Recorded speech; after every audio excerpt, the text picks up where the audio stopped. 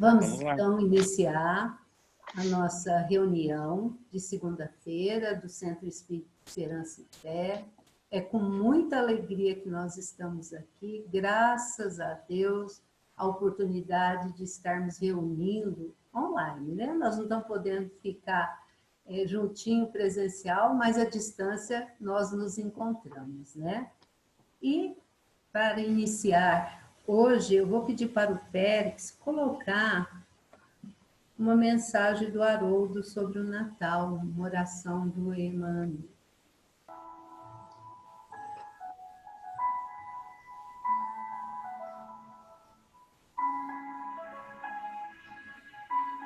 Rogativa de Natal, Emmanuel.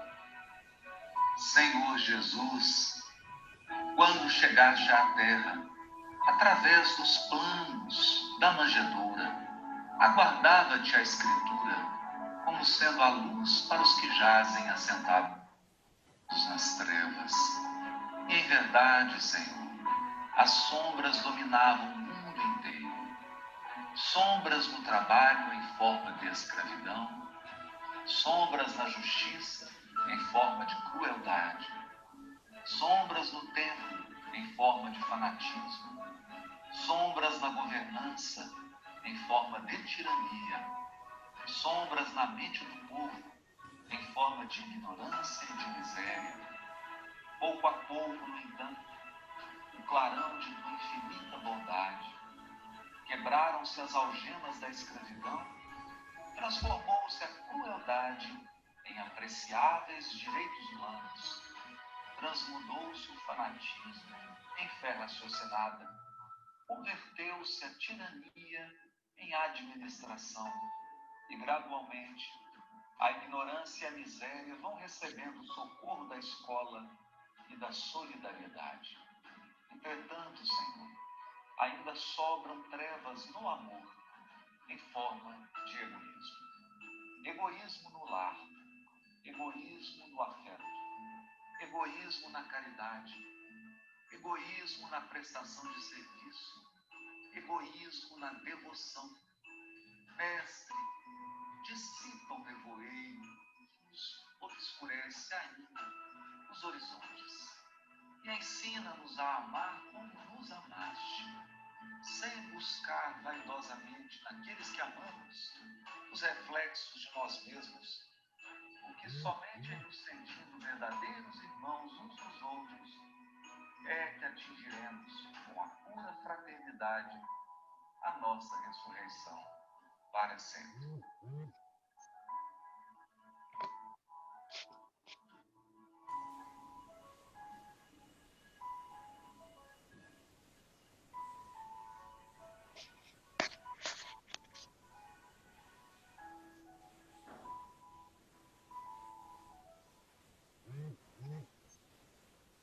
Essa rogativa de Natal do Emmanuel, tão linda, né? Fala profundo em nossos corações. Iniciamos assim essa noite de hoje. Hoje estamos aqui, quem irá fazer o estudo da noite para nós, né? Ele já reclamou que o tempo é pouco, que ele precisaria do mês inteiro, todos os dias do mês, para poder fazer o estudo da noite, né? Nós estamos estudando Premissas do Reino, né? Da Amélia Rodrigues, maravilhosa, psicografada pelo nosso irmão Divaldo, né? E o Nilson hoje vai falar os 14, 15, 16, 17, não. 11, 12, 13, 14 e 15. 15, os capítulos do livro, né? Então, a semana passada a Nara fez os 5 anteriores, hoje o Nilson vai fazer esses 5, e a semana que vem o nosso amigo Wilson, que também está aqui presente na sala, irá fazer os 5 últimos capítulos do livro, né? É uma forma da gente conectar ainda mais com Jesus.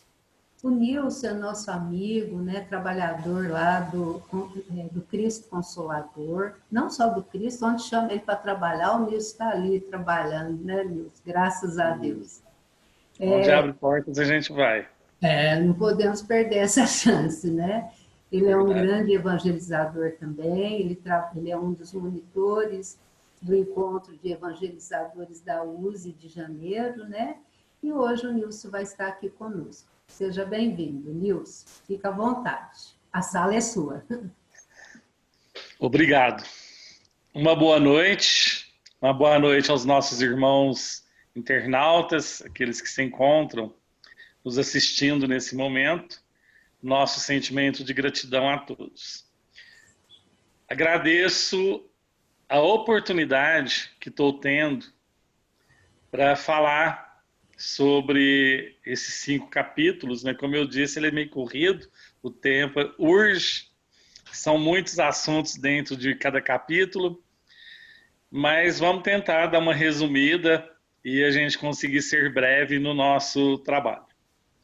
Nós vamos iniciar aí nessa obra que é do médium Divaldo Pereira Franco, do espírito Amélia Rodrigues, que eu falo assim que é um dos livros mais sublimes, juntamente com outros que ela escreveu, esse sendo o primeiro, relatando a respeito do Mestre Jesus, o amigo incomparável. Então esse sentimento de gratidão a Jesus pela oportunidade que estou tendo, rogando as vibrações fraternais de cada irmão, para que assim nós possamos alcançar os nossos objetivos. O primeiro capítulo, ele trata a respeito do Tabor e a planície. Fazendo um apanhado, o Tabor está em cima, a planície embaixo. Trazendo isso para os dias e para o nosso entendimento, o Tabor é a superioridade, a máxima, sublime do Cristo. É o reino dos céus, onde se encontram as grandes almas, aqueles espíritos trabalhadores que organizam, que estruturam toda essa vivência nossa dentro do planeta Terra. E a planície é onde nós vivemos, é onde nós nos encontramos.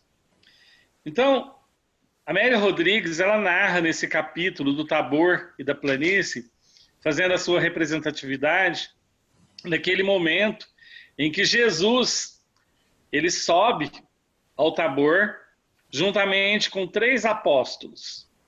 Ele convida Pedro, ele convida João e Tiago, para que juntos pudessem subir ao Tabor. Segundo Amélia Rodrigues, era mês de agosto. Era um mês quente, que já estava quente, onde os ventos sopravam, e que eles levaram aproximadamente 4 horas de onde eles se encontravam, que eles saem e partem para o Tabor, e lá no Tabor, quando eles sobem, já cansados, exaustos, os 3 apóstolos se encostam à sombra de uma árvore e acabam se dormindo, eles repousam. E Jesus entra em oração. Ele começa aquele processo de manifestação da mente, do equilíbrio, a reluzir-se com a superioridade. É aquele momento em que Jesus vai buscar uma conexão com o plano superior.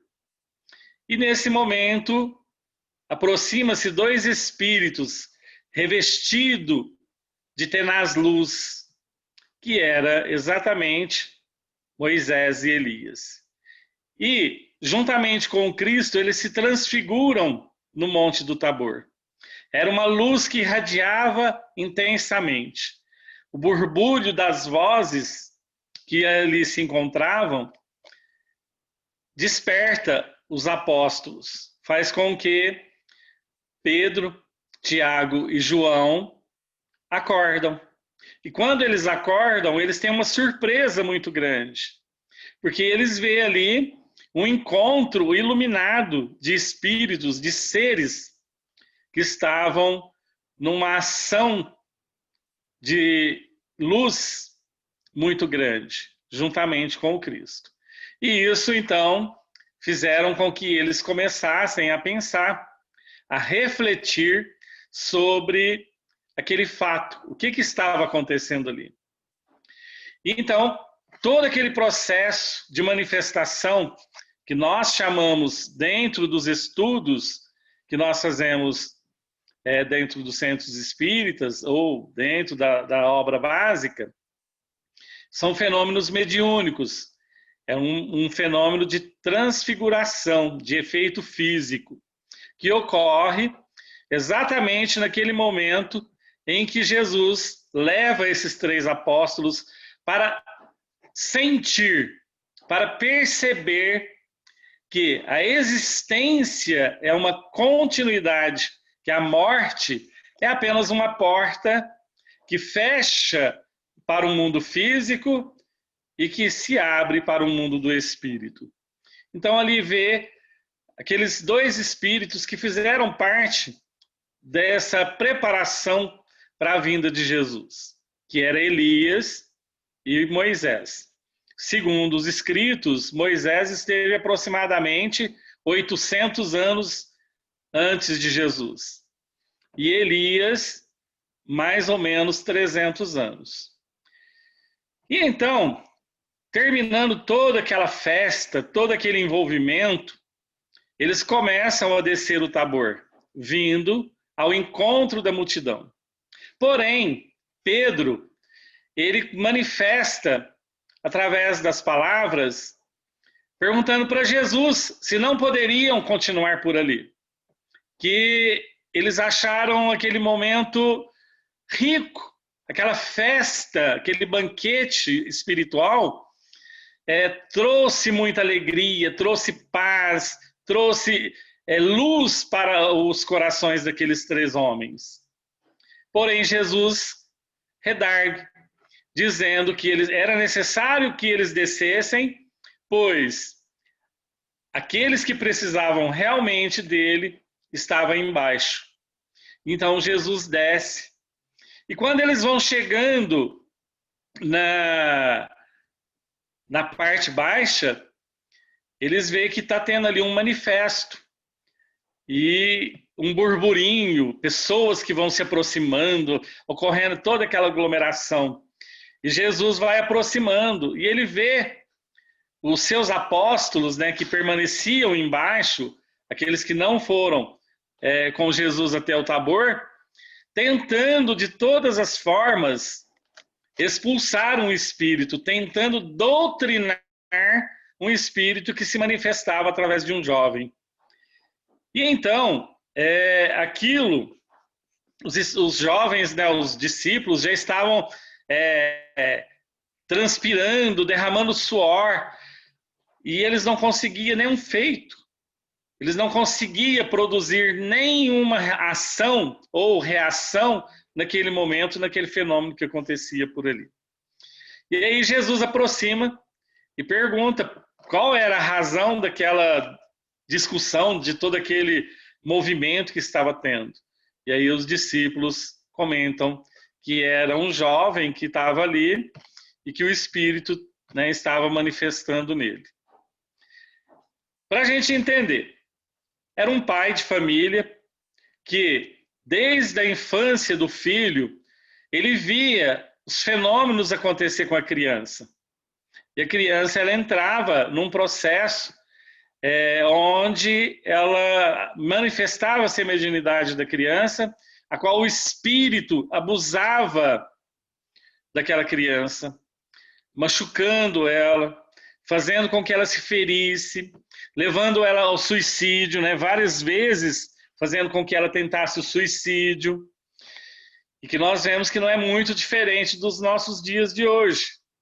Então nós precisamos entender essa passagem e trazer ela para os nossos dias, para que a gente possa também ajudar, né, ajustar dentro do nosso meio espírita alguns fatos que ocorrem com essas manifestações. Então aquele pai desesperado já não sabia mais o que fazer com seu filho, vendo ele se debater, vendo ele se machucando, vendo ele tendo diversas ações e reações, ele ouve falar de Jesus. Então, por 8 dias, ele caminhou indo ao encontro do Cristo. E teve a oportunidade de chegar até Jesus. E aí Jesus, ele fala para Jesus que era, né, um ser mudo e surdo que estava ali manifestando no filho dele. E aí Jesus manifesta, né, o seu poder de amor, de fé, de luz, de paz, direcionando uma palavra amiga e fraterna para aquele espírito. E diz para ele: espírito mudo e surdo, sai dele agora. Né? Então Jesus pede, ele ordena para que aquele espírito saia imediatamente ali daquele jovem. E o espírito então se afasta.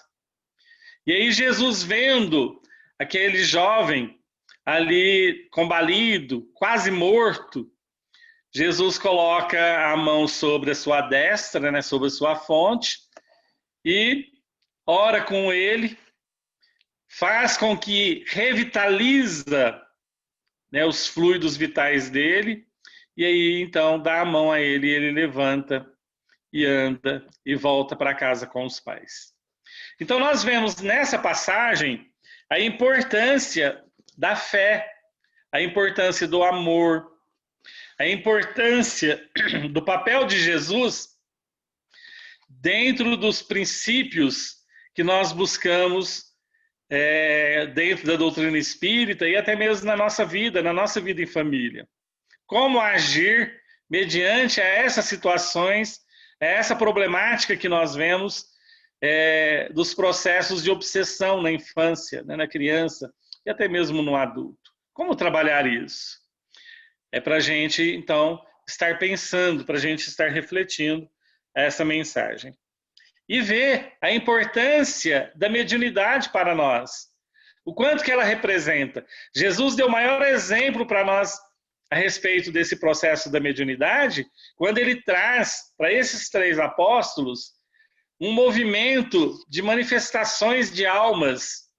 E aí Jesus mostra para eles que o reino dos céus é para aquelas almas que partem da terra conscientes do seu dever, das suas responsabilidades e da sua continuidade na vida espiritual.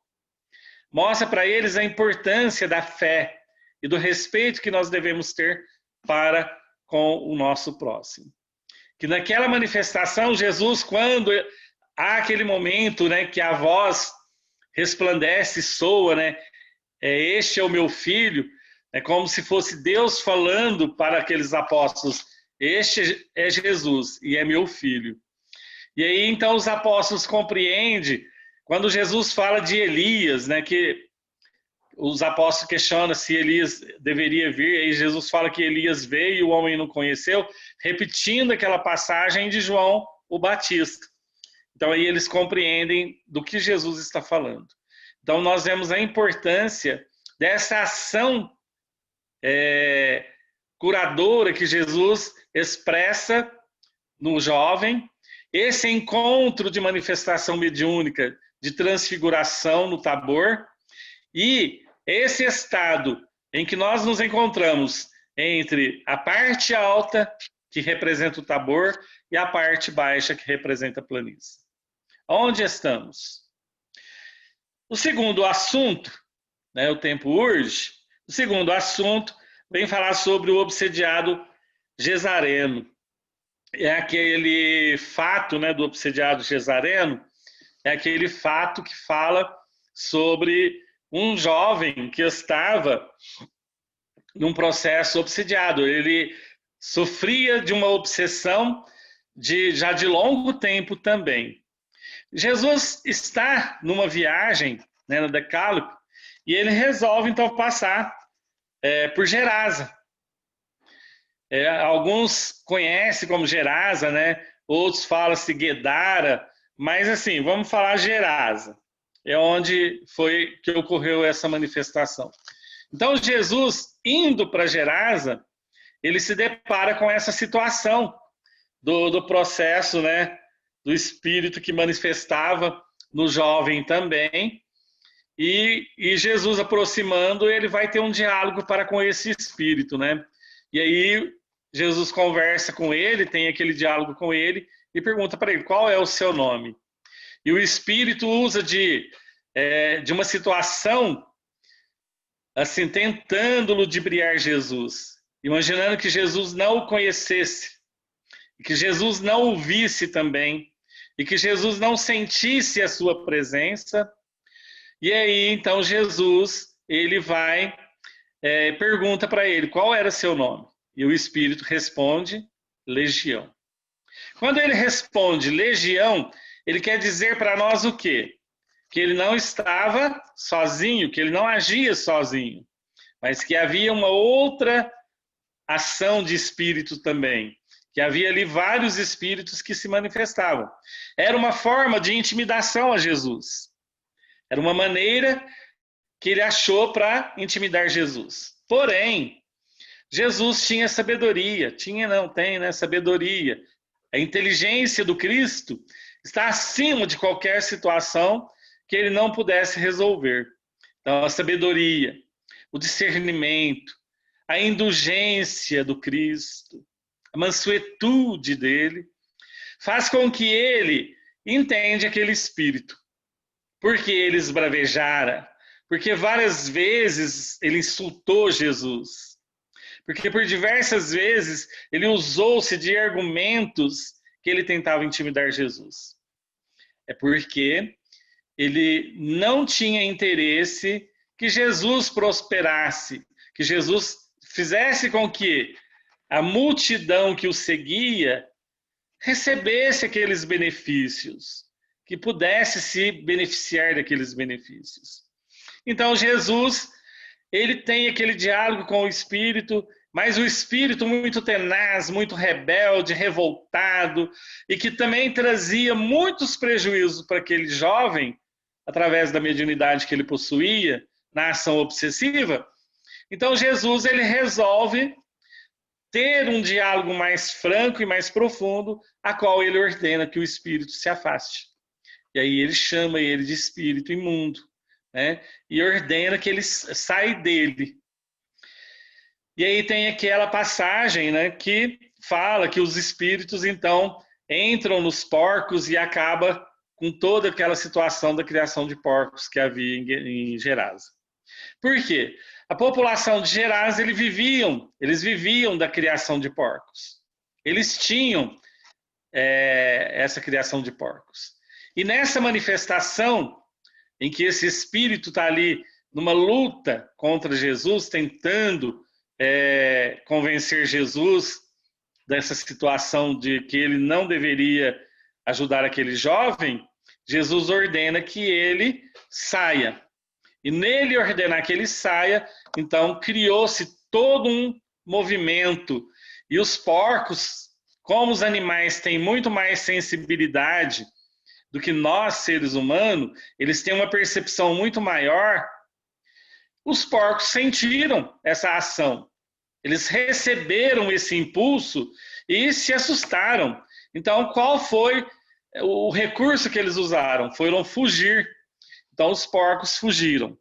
E quando todo esse processo ocorreu, o que aconteceu? A população de Gerasa se revolta contra Jesus. E Jesus tenta entrar em Gerasa e eles não permitem Jesus entrar em Gerasa. Eles expulsam-na daquele lugar. Como também expulsa aquele jovem, porque eles colocam toda a responsabilidade nele, pelas perdas que eles tiveram das suas matrizes, pelas perdas que eles tiveram dos seus animais, aqueles que criavam para a procriação, aqueles que criavam para a sua alimentação. Então, assim, os gesarenos se revoltaram contra Jesus e se revoltaram contra aquele jovem, expulsando dali. Então, esse jovem vai andar pelo mundo, até que se mistura, né? Ele parte para o outro lado do Tabor e lá ele encontra em outras praias um novo significado para a sua vida e começa então a seguir outros caminhos. Ele se mistura no meio da multidão. Então essa é uma passagem também que se relaciona com a obsessão e a mediunidade. Para a gente pensar como trabalhar sobre essa questão. O capítulo 13 trata a respeito do ser limpo. É a passagem do leproso. Aquele leproso que caminhava pelas ruas da cidade e ele perdia pedaços de carne, né, que as suas vestes físicas, materiais, estavam apodrecidas. E ali as moscas, né, os insetos que assentavam sobre ele, porque ele já estava com um corpo todo pútrefo, fétido, que já não tinha nem condições mais para que achasse uma solução para resolver a problemática dele. Ele é expulso do vilarejo onde ele vivia, devido à sua enfermidade. E aquilo era para ele motivo de dor, era motivo de sofrimento. Por que era motivo de dor? Por que era motivo de sofrimento? Porque ele foi expulso do seu lar, do convívio da sua família. Ele foi expulso da sociedade a qual ele pertencia. Então nós vamos ver aí que existe uma ação de egoísmo, de orgulho, né? Esse orgulho de achar que ele não poderia mais viver, se sustentar ali junto da família e da sociedade a qual ele pertencia, pelo fato dele ser um leproso, porque as pessoas tinham medo de se contaminar com essa lepra. Então esse homem começa a andar pelas ruas, a peregrinar-se entre os vales e montes. Ele vai caminhando, ele sai andando pelo mundo, porque já não tinha mais onde ficar. E em dado momento, ele se depara com Jesus, ele tem aquele encontro com o Cristo. E aí ele faz um apelo para Jesus, pedindo para que Jesus o curasse. Então Jesus olha compadecidamente por aquele homem, vê ele perdendo todo aquele processo, né, de decomposição da carne, que se desmanchava. E os apóstolos assustam em ver aquela situação. Então eles começam a imaginar, né, o que se poderia fazer naquela situação. E aí Jesus então começa a ter um diálogo com aquele homem. Ele vai reportando-se a ele e pergunta, né, o que queres? E aí esse homem fala que gostaria que Jesus o curasse.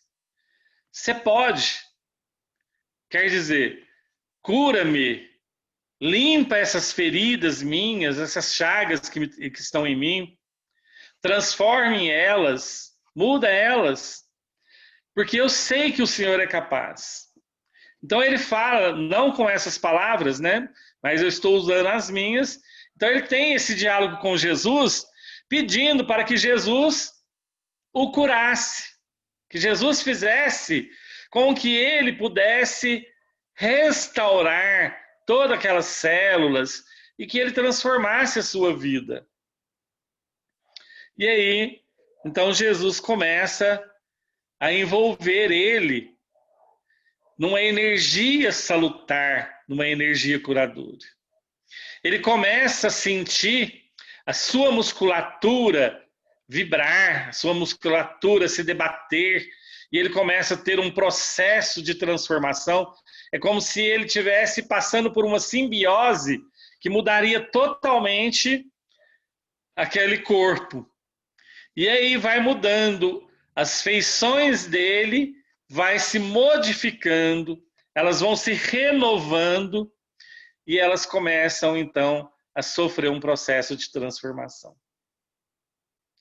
E aí quando ele percebe, olhando nas mãos e podendo tocar o seu rosto e sentir que havia ocorrido algo ali com ele, que a cura fosse feita, realizada, devido à vontade dele, o desejo que ele tinha de ser curado, altamente essas energias, essas forças se envolveram, né, e nutriram aquela situação, fazendo com que ele fosse curado. E aí ele cai de joelhos sobre a terra, num sentimento de gratidão a Jesus. E ele pergunta para Jesus o que ele deveria fazer. Lendo essa passagem, eu fiquei pensando, quando a gente tem os nossos conflitos, nós temos as nossas dores, e que a gente pede para Jesus, Senhor, cura-me. Qual deveria ser a nossa reação ou a nossa ação diante dessa pergunta, né? Senhor, cura-me, desse pedido que nós fazemos. Como que nós deveríamos direcionar a Jesus essa proposta, né? Essa pergunta? E como deveríamos, depois de receber todos os benefícios, como é que eu deveria agir diante de Jesus? Porque muitas vezes nós pedimos, às vezes pedimos muito, e às vezes nós julgamos que não recebemos. Então, por isso que Jesus também deixou aquela passagem do pedir e obtereis, né, que está relacionada no Evangelho segundo o Espiritismo, no capítulo 23, na eficácia da prece. Desculpa, 18. Quando Jesus fala conosco de uma forma para nós pensarmos um pouco mais em relação a essa questão de como nós devemos agir nos nossos pedidos. O que nós estamos pedindo? O que nós estamos buscando para a nossa melhoria? Então, para esse pensamento, né, do pedir e obtereis, como pedir? No momento que obtivermos os recursos que precisamos, como devemos agir? Então, esse é um pensamento, né, que o leproso ele teve no momento da cura. Ele cai de joelhos e tem esse pensamento: Senhor, o que queres que eu faça? O que é preciso eu fazer? E aí Jesus convida ele para que ele vá até os sacerdotes, mas que não fale nada, que ele vá até os sacerdotes, para que os sacerdotes vissem com os seus próprios olhos que ele foi curado. Transformando isso num pensamento nosso, Jesus quis dizer para ele: vai lá e mostra que as pessoas não precisam ter orgulho, que as pessoas não precisam ter medo, que as pessoas não precisam ser egoístas diante dessas situações. E aí, porque pensando dessa maneira e agindo dessa maneira, quando nós procuramos cuidar, quando nós procuramos estender as nossas mãos a essas pessoas doentes, caídas, combalidas, sofredoras por qualquer situação, nós estamos ajudando a nós mesmos. Eu me recordo muito nessas passagens de Madre Teresa de Calcutá. Que exemplo de vida ela foi para nós quando ela resolve deixar um lugar onde ela morava, né, que é o convento, onde ela estava ali enclausurada, e ela busca a liberdade para viver, porque ela ouvia, através daquela mensagem, tenho sede. Quando ela lia aquela mensagem, ela ouvia na sua intimidade, tenho sede. Ela ouvia Jesus falando que tinha sede. Então ela sai daquele lugar e vai ao encontro dos necessitados, aqueles que poderiam receber a sua ajuda. E também o nosso companheiro Francisco Cândido Xavier, no trabalho de auxílio ao próximo que ele fez. Mas Madre Teresa de Calcutá, ela deixa uma vida de clausura e pega um trem, direciona-se a uma localidade, e ali ela vê corpos e corpos tombando, caindo mortos, outros esfaimados pela dor e pelo sofrimento. Ela não titubeou, ela pensou em Jesus, como Jesus agiria naquela situação. Então ela resolve acolher todas aquelas pessoas. Ela cria o seu abrigo, que era um abrigo simples, humilde, e acolhe todas aquelas pessoas enfermas, aquelas pessoas doentes. Muitos diziam para ela: irmã, por que você está me ajudando? Eu não tenho mais tempo para nada.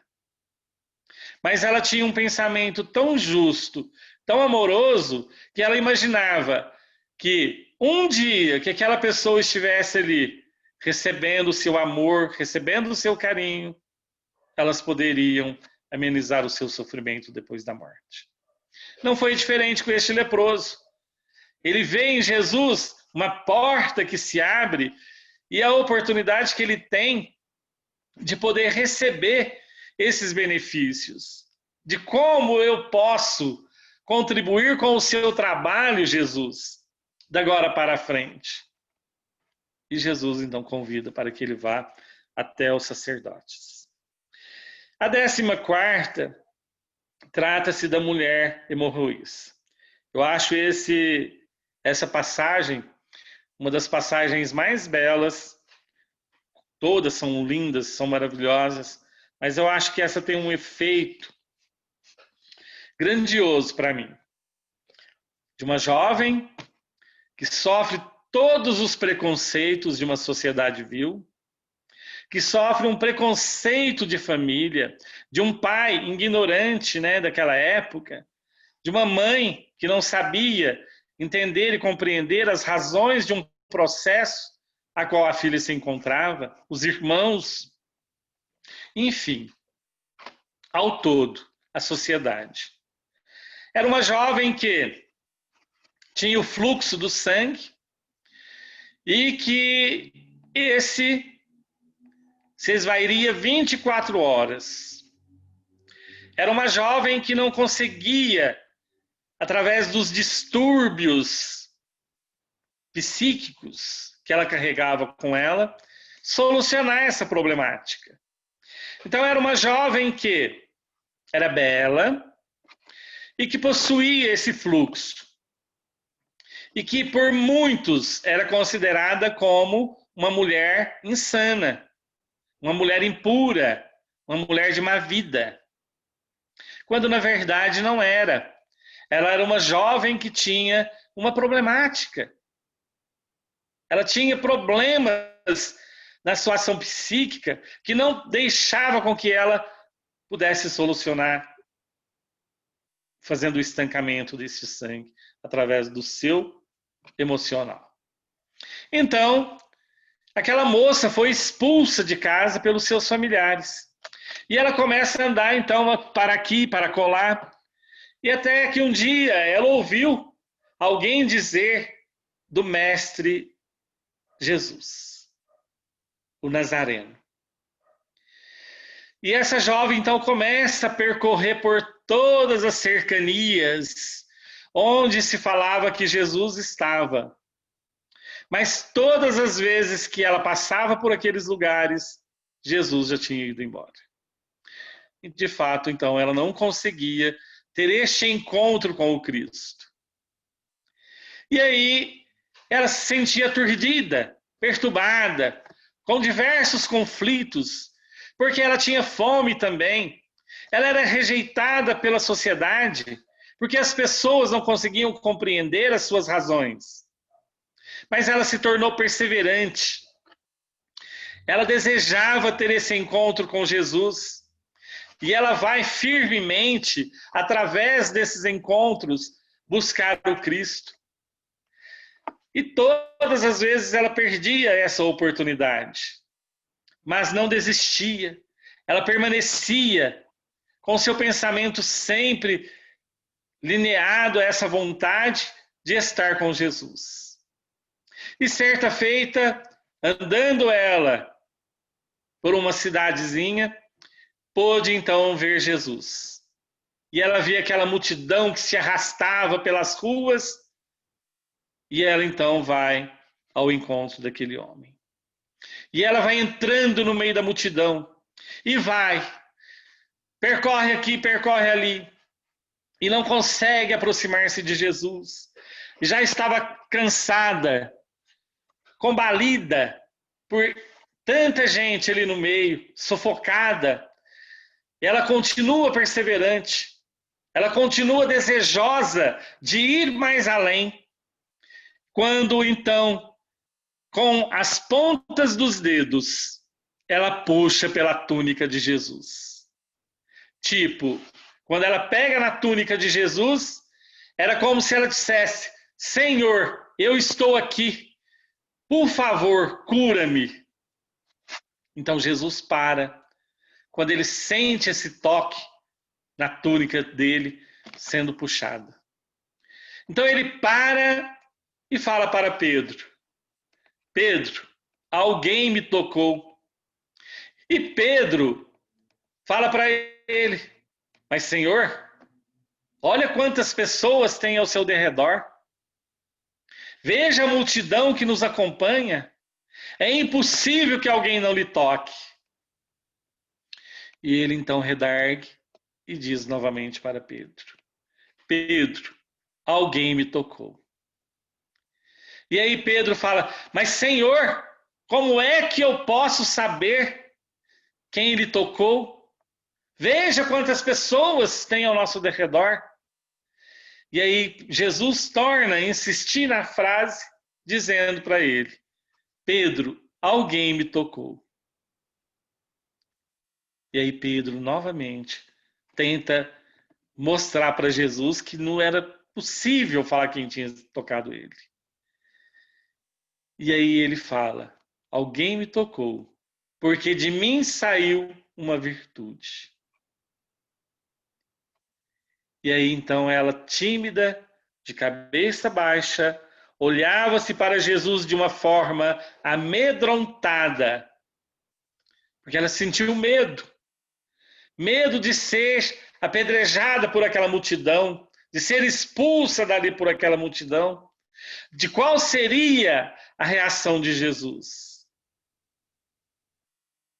E aí Jesus fala para ela: bem-aventuradas a tu, mulher, porque de mim saiu uma virtude. Mulher, você desejou tanto a cura e você recebeu. Então, a partir daquele momento que ela toca nas vestes de Jesus, com tanta vontade, com tanto desejo de se curar, ela consegue realizar esse momento da autocura. E a partir daquele instante, ela passa a ser uma devotada seguidora de Jesus. Ela muda totalmente a sua forma de viver. Ela se torna uma pessoa mais equilibrada, com pensamentos mais fraternais, positivos. E ela é curada por Jesus. Então ela volta para uma sociedade, ela volta para uma família, porque ali ela foi envolvida pela presença do amor fraternal, o amor de Jesus. E o nosso último assunto trata-se de Zaqueu, o rico de humildade. Este é um dos assuntos assim dos evangelhos que eu falo que os espíritas conhecem, né? Eu vou tentar assim abreviar o nosso tempo também, porque já falta só 13 minutos. Tentar falar um pouco de Zaqueu, o rico de humildade, na questão de aproveitar o nosso tempo. Porque se todos nós que estudamos a doutrina espírita, vamos conhecer um pouco de Zaqueu. Quem era este homem? Zaqueu era um publicano. Era um homem que era considerado um cobrador de impostos, que era mal visto pelas sociedades, principalmente por ser um publicano. Então, Jesus caminhando-se, indo de uma cidade para outra, ele tem a oportunidade de passar em um lugar onde se encontrava uma multidão e que começa a seguir ele naquele momento. E essa multidão vai caminhando juntamente com Jesus.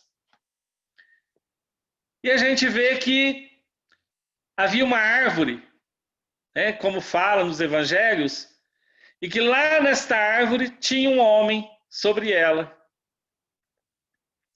Por que Zaqueu subiu na árvore? Zaqueu subiu sobre a árvore porque ele era pequeno, era uma pessoa pequena, né, de pequeno porte. E se ele ficasse no meio daquela multidão, ele não iria conseguir ver Jesus passando.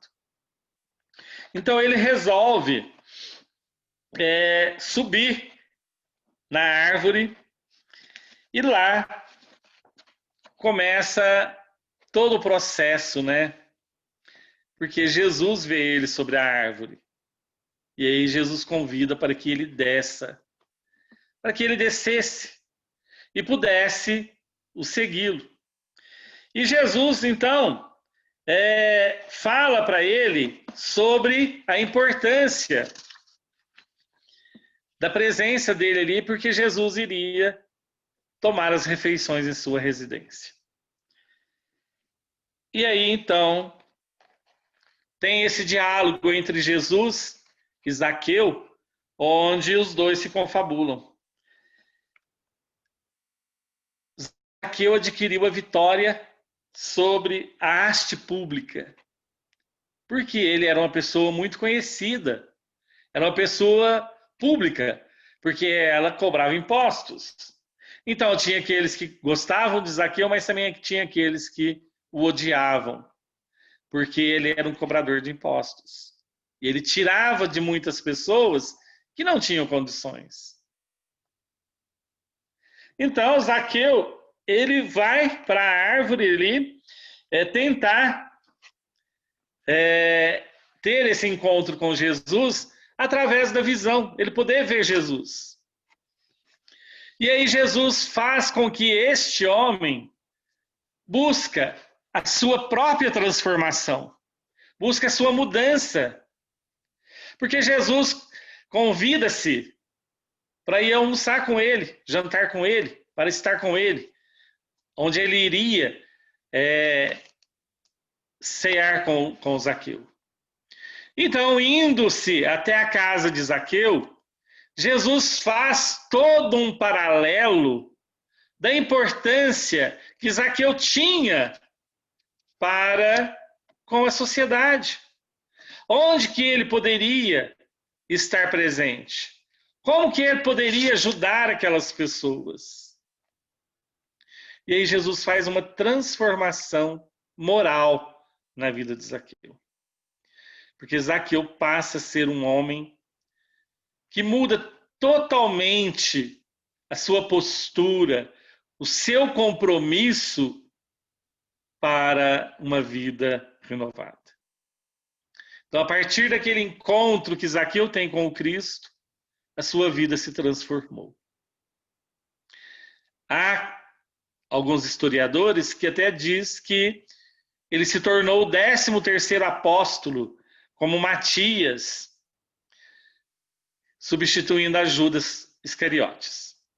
Veja bem, há alguns historiadores que dizem, não estou afirmando que seja.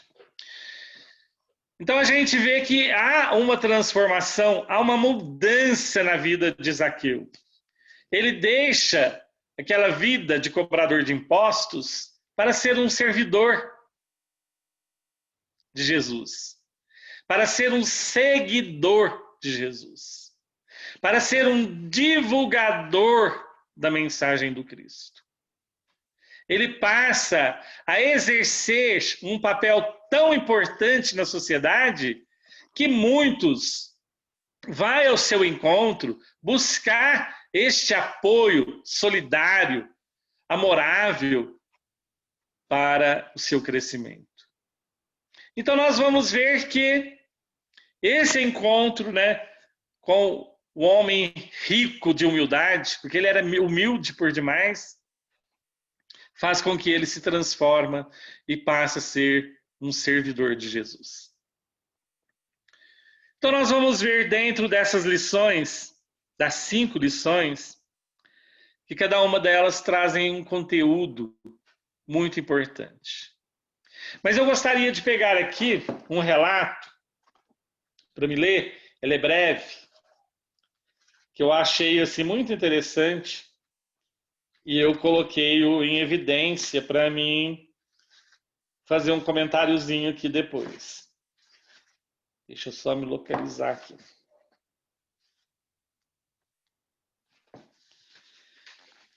Está na parte do ser limpo, que é do leproso. O mestre espairou os olhos em derredor, como a delimitar os sítios onde se encontra, e redarguiu. Não transcorreu muito tempo, eu vos falei que sois o sal da terra, para que serve o sal se perde o sabor? Então nós vamos naquela passagem de Jesus, né, dos sermões, quando ele fala sobre o sal da terra. De que serviria o sal se ele perdesse o seu sabor? De que serviria a vida se nós perdêssemos o encanto por ela? Do que serviria para nós esse encontro de almas a qual nós vivemos no planeta Terra, constituindo família universal, a nossa família social, a nossa família estrutural, a nossa família lar? De que adiantaria ter uma família se não soubermos amar? De que adiantaria construir, edificar um mundo que vai me fazer feliz se intimamente, lá nos calabouços da alma, eu me encontrasse vazio, triste, amargurado, acabrunhado, doente da alma? De que adiantaria eu ter nos meus caminhos benefícios que me levassem a estar no mais nobre, no mais sublime compromisso com a vida, se nela não tivesse a quem amar? Então Jesus, ele é para nós este exemplo de amor, porque na sua andança pelo mundo, nas suas caminhadas pelos vales sombrios, nos montes iluminados, nas planícies vazias, nas praias cheias de almas aturdidas e conflitantes, famintas, não expressasse o amor divino. De que adiantaria Jesus? Se ele não pudesse caminhar com suas sandálias simples e humildes entre essa multidão, por esses vales, por essas praias, entre os rios, entre as cidades, de que adiantaria termos Jesus? Então é necessário que nós pensemos neste momento em que nós vivemos no planeta Terra, um momento que aturde a humanidade, que deixa muitos corações aflitivos, aturdidos pelo medo, pela incompreensão, pela incerteza do amanhã, por não saber como buscar a Jesus, para que este possa nos envolver, como envolveu o leproso, como envolveu o jovem obsediado, como envolveu o lunático, como envolveu aquela jovem hemorroíça, como esteve iluminado e triunfante entre dois seres espirituais, mostrando aqueles discípulos que depois vêm, através da voz de João, falar da importância de Jesus e destes homens entre nós. É necessário que nós compreendamos que Jesus é a luz do mundo, a luz que nos convida para que nós acendamos as nossas lamparinas e comecemos um novo caminhar neste planeta Terra, neste educandário de luz a qual nós nos encontramos. Confiemos em Jesus. Vamos abrir os nossos corações para receber e sentir Jesus. Vamos abraçar o Cristo neste momento e fazer com que Ele faça parte de cada momento de nossa jornada, para que nós tenhamos luz e tenhamos paz. Que nós nos despimos das nossas chagas morais, das nossas lepras espirituais, dos nossos compromissos egoísticos que ainda carregamos conosco. E saibamos acender em nossos caminhos a luz da gratidão, a luz do amor eterno. A todos os meus irmãos que nos assistem, um abraço, um carinho, de muita paz, desejando um Natal de luz, um Natal de amor. Vamos referenciar a Jesus, vamos rever o nosso papel neste planeta, nesta escola bendita, e vamos dar um passo muito importante em busca da nova era, porque Jesus nos espera como trabalhadores na tua seara. Muita paz a todos, muita luz e meu muito obrigado.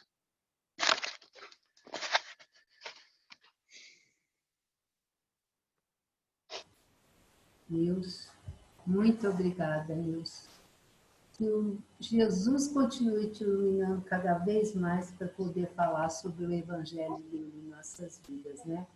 Que reflexões lindas, principalmente para essa semana, que é a semana do Natal, que nós possamos refletir, né? O que é o Natal verdadeiramente. Que esse ano, né, que todo mundo está falando que será um Natal diferente, mas que nós possamos ter em mente quem é que nós estamos comemorando no dia 24 para 25, né? O nascimento de Jesus. Que presente que nós vamos dar para ele, né? Porque na maioria das vezes nós compramos presentes para todos que estão ao nosso redor e nem lembramos do verdadeiro aniversariante, né? Esquecemos dele. Então, que nós possamos, né? Quando a gente está divulgando o evangelho dele, é um presente também, né? Um humilde presente que nós ofertamos a Jesus, que nos toca o coração. Então, meu amigo, que Jesus continue te abençoando cada vez mais nessa estrada aí. Vamos caminhar. A todos nós, abençoando todos nós, iluminando todos nós. Muito obrigado, viu? Nós que agradecemos, viu, Nilson? Muito obrigado. Gratidão. Então, meus amigos, gratidão também. Nós estamos chegando ao final. Nós desejamos a todos vocês um Natal assim de muita paz, de muita reflexão. Que seja um Natal assim verdadeiro, de união com o nosso querido Mestre Jesus. Então, nesses momentos finais, o Sr. Adalto irá fazer a oração final para nós. Nós vamos mentalizar, ou lá na nossa casa, no Centro Espírita, Esperança e Fé. Vamos mentalizar também, ou mentalizar Jesus entrando em nosso lar, porque agora foi a hora do Evangelho de Jesus, né? Então, que nós possamos, cada um, no íntimo do teu coração, mentalizar nosso querido Mestre Jesus, e vamos todos receber esses fluidos benéficos, pois o nosso querido Mestre quer caminhamos para a frente e para o alto. Que todos que estão aqui conosco possam receber essas energias benéficas, os nossos entes queridos, os nossos irmãos que perambulam pelas ruas, que estão nos presídios, aquelas mãezinhas que choram a perda de um filho. Então, que todos possam ser reconfortados pela essa energia benéfica, que é o amor de Jesus. Adalto?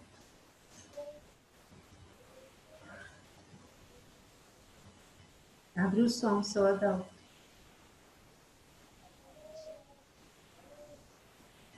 Seu Adalto, abre o som.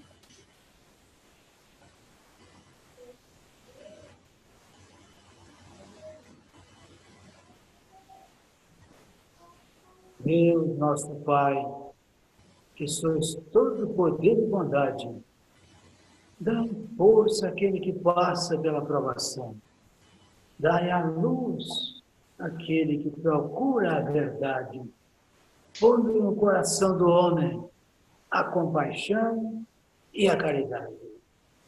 Deus, dai ao viajor a estrela guia, ao aflito a consolação, ao doente o repouso. Pai, dai ao culpado o arrependimento, ao espírito a verdade, à criança o guia e ao órfão o pai. Senhor, que a vossa bondade se estenda sobre tudo que criaste. Piedade, Senhor, para aqueles que vós não conhecem. Esperança para aqueles que sofrem. Que a vossa bondade permita aos Espíritos Consoladores espalharem por toda parte a paz, a esperança e a fé. Deus, um raio, uma centelha do vosso amor pode abrasar a terra, deixar-nos beber as fontes dessa bondade fecunda e infinita, e todas as lágrimas secarão, todas as dores acalmar-se-ão. Um só coração, um só pensamento subirá até vós como um grito de reconhecimento e de amor. Como Moisés sobre a montanha, nós vos esperamos com os braços abertos. Ó poder, ó bondade, ó beleza, ó perfeição, e queremos, de alguma sorte, alcançar a vossa misericórdia. Deus, dá-nos a força de ajudar no progresso, a fim de subirmos até vós. Dai-nos a caridade pura, dai-nos a fé e a razão, dai-nos a simplicidade que fará das nossas almas um espelho onde se deve refletir a vossa santa e pura imagem. Que assim seja. Que assim seja a todos. Que todos tenham um Natal abençoado por Jesus. Gratidão a todos pela presença.